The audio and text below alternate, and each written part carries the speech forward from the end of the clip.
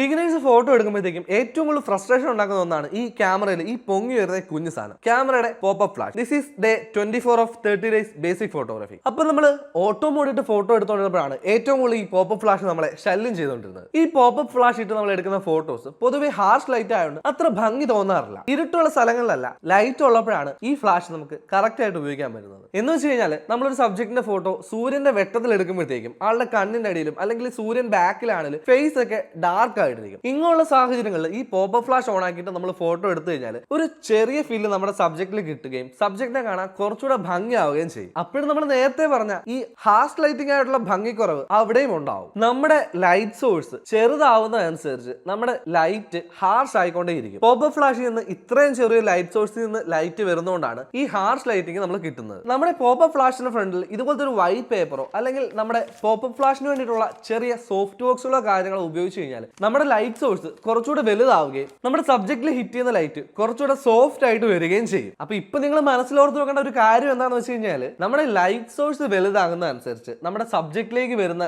Light soft ആകുകയും ആ soft lighting കാണാനായിട്ട് ഒരു പ്രത്യേക ഭംഗി ഉണ്ടാവുകയും ചെയ്യും. അപ്പൊ നിങ്ങൾക്ക് സോഫ്റ്റ് ലൈറ്റ് വേണമെങ്കിൽ നിങ്ങളുടെ ലൈറ്റിംഗ് സോഴ്സ് വലുതാക്കുക, ഹാർഷ് ലൈറ്റ് വേണമെങ്കിൽ ലൈറ്റിംഗ് സോഴ്സ് ചെറുതാക്കുക. നമ്മുടെ സൂര്യന്റെ വെട്ടം നമ്മൾ പുറത്തിറങ്ങി നിൽക്കുമ്പോഴത്തേക്കും നമ്മുടെ സൈസിനെ അപേക്ഷിച്ച് ഒത്തിരി ദൂരത്ത് നിൽക്കുന്നതുകൊണ്ട് അത് കുഞ്ഞ് ലൈറ്റ് സോഴ്സ് ആയതുകൊണ്ടാണ് നമുക്ക് ഹാർഷ് ഷാഡോസ് വരുന്നത്. അതേസമയം ഒരു വലിയ ജനാലയ്ക്കുള്ളിലേക്ക് കടന്നു വരുന്ന വെട്ടം ആ ജനാലയുടെ സൈസ് വലുതായതുകൊണ്ട് വലിയൊരു ലൈറ്റ് സോഴ്സ് ആയിട്ട് ആക്ട് ചെയ്യുകയും നമുക്ക് ഒരു സോഫ്റ്റ് ഷാഡോ കിട്ടുകയും ചെയ്യും. അപ്പൊ പുറത്തിറങ്ങി ഫോട്ടോസ് എടുക്കുമ്പോഴത്തേക്കും ഈ പോപ്പപ്പ് ഫ്ലാഷ് ഓൺ ആക്കിയും ഓഫ് ആക്കിയും പടങ്ങൾ എടുത്ത് നോക്കിക്കഴിഞ്ഞാൽ ഈ ഒരു വ്യത്യാസവും എങ്ങനെ പോപ്പപ്പ് ഫ്ലാഷ് കറക്റ്റ് ആയിട്ട് ഉപയോഗിക്കാമെന്നും നിങ്ങൾക്ക് മനസ്സിലാവും. ഇതുപോലത്തെ ഒരു അടിപൊളി വീഡിയോ ആയിട്ട് വീണ്ടും കാണാം.